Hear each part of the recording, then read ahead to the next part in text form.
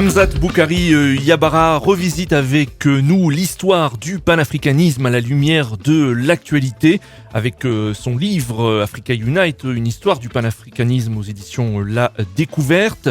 Hamzat Boukari Yabara, la chute de Nkrumah en 1966, un dirigeant va prendre, vous le dites dans le livre, la relève du combat panafricain.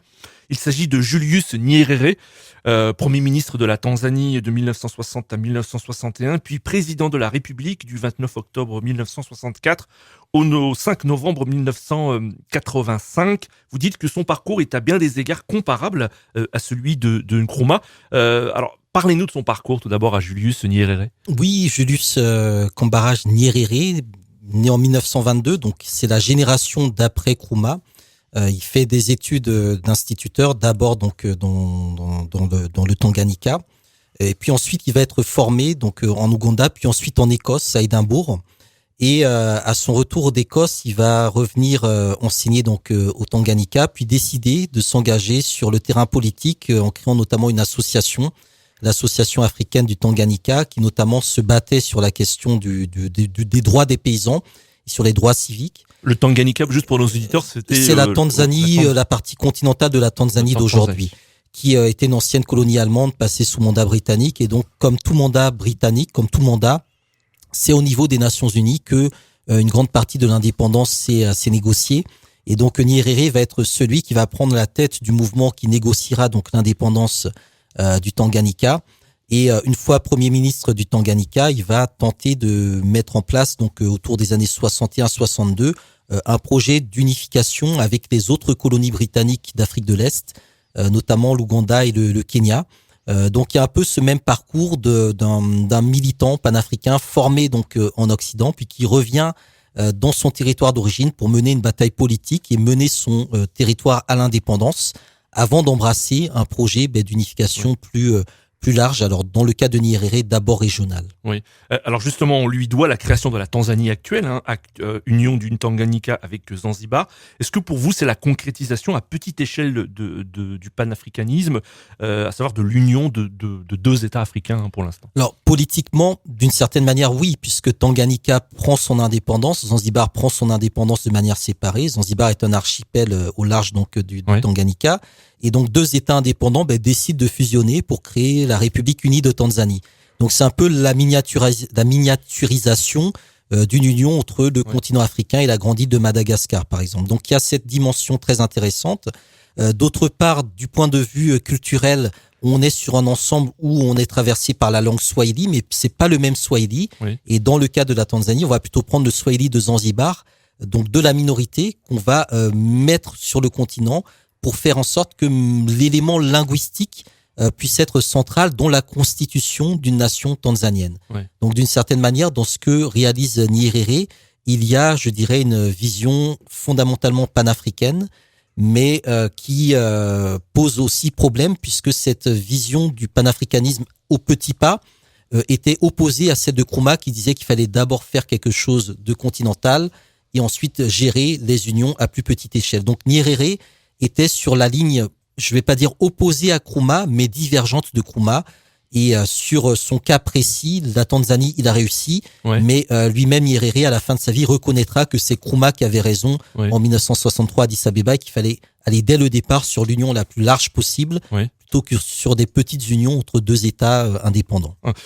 Cependant, il tente au départ de convaincre les dirigeants de l'Ouganda, du Kenya, aussi de rejoindre dans cette union. Alors pourquoi échoue-t-il avec ces pays et réussit-il avec Zanzibar ? Alors, dans le cas de l'Ouganda et du Kenya, on est sur des économies différentes. Le Kenya était un peu le joyau de la couronne des Britanniques. On avait une colonie de peuplement assez riche, avec beaucoup d'investissements que les Britanniques ne souhaitaient pas perdre.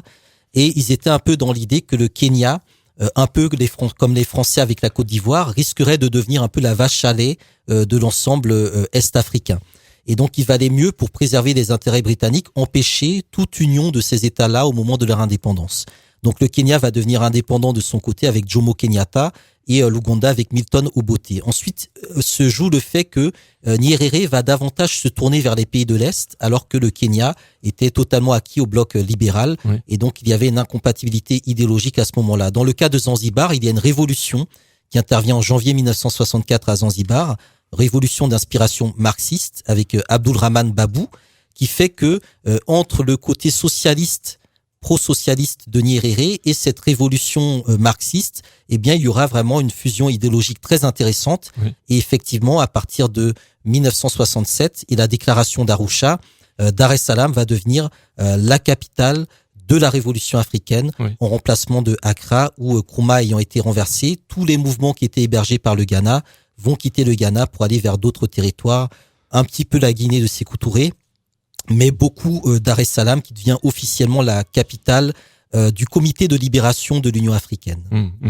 A-t-il eu le même succès que Nkrumah? Était-il devenu un leader panafricaniste qui reprenait oui, les idéaux panafricains tels oui, que les avait évoqués Nkrumah? Tout à fait, en développant notamment une philosophie politique, l'Ujamaa, c'est-à-dire une forme de socialisme africain, de familialité africaine, et en hébergeant sur le sol de la Tanzanie les différents mouvements de libération. On avait l'ANC sud-africaine, le MPLA, la SWAPO donc de la Namibie actuelle, le Frelimo du Mozambique, le PAIGC avait également des antennes. Donc Nyerere a accueilli en Tanzanie les populations en exil de ces territoires-là, mais également les états-majors de ces futurs États indépendants. Et donc il avait un rôle central dans toutes les négociations qui étaient liées au conflit dans la partie australe du continent africain. Et par ailleurs, il a également permis à de nombreux intellectuels radicaux, progressistes, de faire de l'université de Dar es Salaam leur base intellectuelle où ils ont produit justement tout un savoir qu'on appelle aujourd'hui l'école de Dar es Salaam. Alors parmi les préoccupations de Nyerere, la place et le rôle de l'armée. Et il militait comme Nkrumah d'ailleurs pour une armée africaine commune. Pourquoi est-ce qu'il craignait que des militaires évincent les politiques, que des coups d'État se succèdent sur le continent? Oui, il avait effectivement cette crainte puisque lui-même a échappé à des tentatives de mutinerie qu'il a su résoudre justement par sa diplomatie en mettant en avant donc son ministre de la Défense et son ministre de l'Intérieur.